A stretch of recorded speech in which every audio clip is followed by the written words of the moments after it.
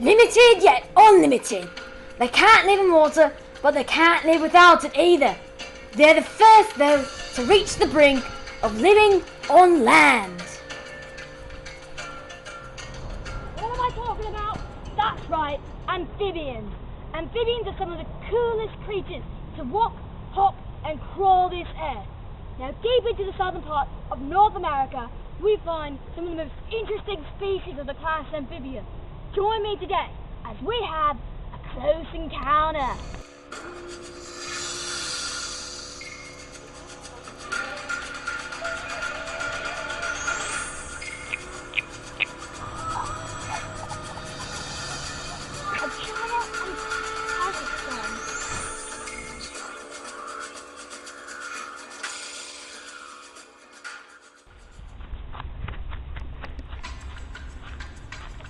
Today, our frog gatherer is exploring an area of Georgia known as Savannah. It is full of amphibious species because it is on the coast, and much of the land is marsh, swamp, and altogether humid. Now, you may think that amphibians only like to live here because of the ocean, but that's where you're wrong.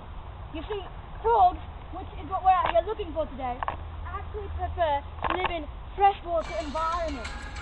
Amphibians are all ectothermic, which means that they cannot maintain a constant body temperature. They require a warm environment to keep from freezing. For this reason, many of them are located near the equator, and most species in North America are found in southern areas. There are 5,000 species of frogs and toads out of only 6,500 types of amphibians. That's over 3/4 of the entire class. Now, they range in size from only about half an inch long to nearly a foot, and they come in a variety of colors and patterns. In addition, new species of frogs are being discovered each year. However, other species that we've already discovered are ceasing to exist and are going extinct. This is thought to be a consequence of frogs' extreme sensitivity to the changes in the environment. For this reason, many scientists consider frogs a biological indicator of the health or lack of health of the Earth's ecosystems. Now, let's get back to frog hunting. Some of the most common frogs and toads in this area are the American and southern toads. We also have a couple of chorus frogs and true frogs. Added in there are a few cricket frogs and tree frogs, native to the area. Now, if we just look around closely, we should find something. Whoa! Take a look at this beauty! This little bugger is an oriental fire-bellied toad. Now, I said we ought to look up for frogs, right? Well, this here's a toad. By now, you're probably wondering what the difference between the two is. Well, toads admittedly are a bit fatter, and they have drier skin. But frogs can also have very dry skin when they've been out of water for a while. Toads have bumpier skin. They're like raised warts off the top of them. But you can't actually get warts from them. That's where the myth came from. Now, the real difference between toads and frogs is that toads lay their eggs in lines, while frogs lay them down in clusters. The only real way to tell the difference, though, without looking at their reproductive stages, is by looking at their teeth and their bones. Now, let's learn a bit more about our fire belly here. You'll notice that it's two different colors. Green on the top side for camouflage, and orange on the bottom as a warning. You see, believe it or not, right now, our little friend is secreting toxins. Now, when predators are after it, it'll flip onto its belly to say, "Don't eat me, or you might croak." Now, our little buddy here is actually oriental, and it actually originated in southeastern China. But it's a very popular pet, and when the owner doesn't want it anymore, they usually just chuck him out. Now let's learn a bit more about these frogs and toads. They're both in the same order, which is order Anura. And they've got 4 limbs. 1, 2, 3, 4, as you can see here. Now, the back legs are different from the front legs in that they're specialized for jumping and can become elongated when they jump.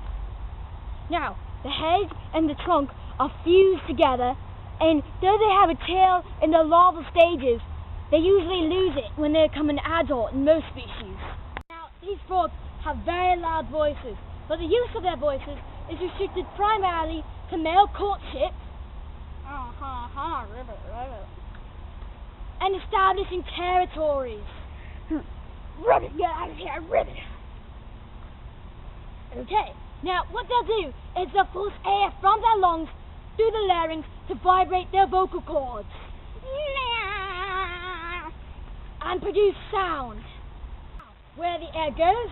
Well, it goes into the vocal sacs right under the mouth, and it'll make it expand like a giant bubble.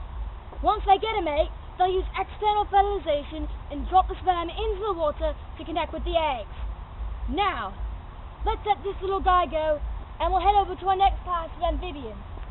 Here's a word from our sponsors now. Are you tired of catching food for your frog? Isn't it backbreaking work to go down to the swamp every day just to catch a few crickets? Well, I've got your solution. Our new frog food developed by Frog Lake Fishing Company has all the nutritional value that your frog needs.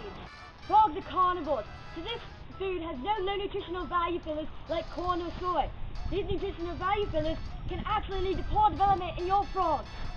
Make sure to feed your frogs. You don't want them to get too hungry. Large frogs can eat other frogs, so don't let your frog get cannibalistic and buy frog frosting in pet stores near you.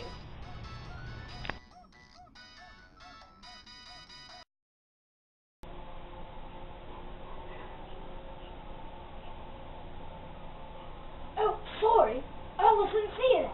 You see, I'm reading this book about our next order of amphibians, the order Chordata, which literally means amphibians with a tail.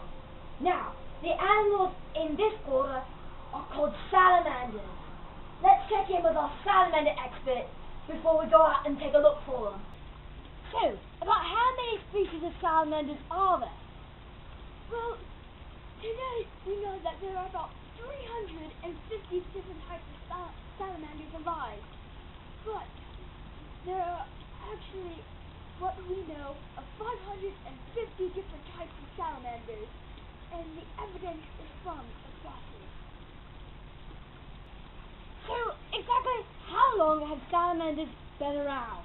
Middle Jurassic is what we estimate. The earliest known salamander fossil has been found in geologic deposits of China and Kazakhstan, which have been dated to the Middle Jurassic period up to 164 million plus or minus 4 million years ago. Okay, well, what do salamanders look like? Well, the legs are usually more spaced out than on lizards, and they are very colorful. Colors can range from brown, green, and black to yellow, red, and white. Those species of salamanders that live underground are often either white or pink in color due to the fact that their skin is never exposed to the sun. Many are spotted and they have a flattened head and body with small eyes. Some of them have 4 legs that are mostly the same length, but a few only have 2, and some have very small legs. So, you think I can find any here? Well, there have been some sightings in South Carolina and Georgia. And I've heard that there have been some spotted salamanders here. Well, that's great. Thank you very much. No problem. Good luck. Now, I'm not exactly sure if we're going to actually be able to see any salamanders today. Some salamanders are fully aquatic, and others live underground. Now, the ones that do live on land usually stay in their burrows until they're ready to mate. The reason they can stay on land so long is because their skin secretes a mucus to help them stay on land. It'll keep their skin nice and moist so they can live. It'll also help when they're in water. It'll act as a lubricant, and it also helps keep the salt balance healthy. Another cool fact about salamanders is that they can regenerate limbs. They're kind of like lizards in that sense, because if a predator's got hold of them, they can just drop their tail and go.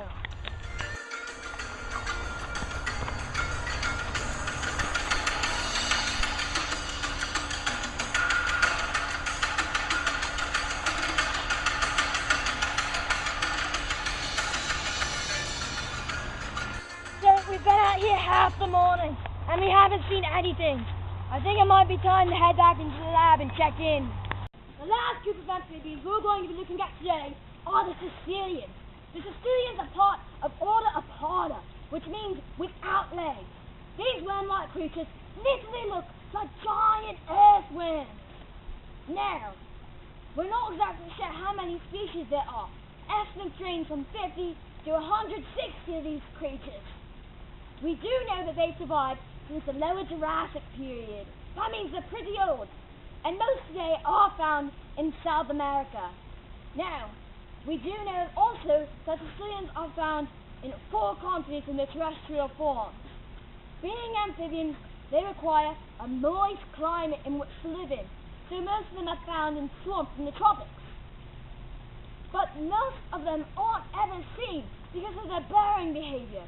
Most land-bound Sicilians spend their entire lives buried underground, so you'll never see them. We do know that there aren't any Sicilians found in North America, Antarctica, Madagascar, Australia, or Europe. So that means we ain't going to find any here. But we also have some clips to show you from our previous excursions. Caecilians aren't very wide, but some can get pretty long. Not as long as a snake, of course, but there are a few that are about 2 feet long. The most probable reason for these amphibians not having legs is because they need to be able to shift through the undergrowth and soil easily. Just as some salamanders lost their legs, these Caecilians don't have theirs. When seeing these things in the rainforest, you would definitely think it was a giant earthworm crawling along, but if you picked it up, you'd immediately notice a strong, firm background. They are seldom seen though anyways, because they spend most of their lives buried underground. Caecilians live for 20 years. Some Caecilians are oviparous, egg layers, some viviparous, live bearers, and a few are ovoviparous, meaning that the eggs hatch inside the mother and the young live in her until maturity. The skin of the Caecilian is folded, giving it the same ring look as an earthworm. Under the epidermis of some species is a layer of scales. This is considered a primitive characteristic because the ancestors of modern amphibians had them, while most modern amphibians no longer have them. The eyes are covered with skin and are bones of the skull, making them virtually blind, but they don't need eyes to see underground. Really, the eyes are light detectors so that they know where to go for air in the water. In front of the eye is a small tentacle that they can put out and gather information, which they send to their Jacobson organ that lies behind their nose. Caecilians come in a striking variety of colors, including orange and gray with yellow stripes. Caecilians are carnivorous. These amazing creatures will eat anything that they can fit their mouth around. They have teeth that help them rip flesh off things and to grip smaller insects and worms that they eat. This year has been quite an adventure. I'm sure we all know a lot more about amphibians. Until next time.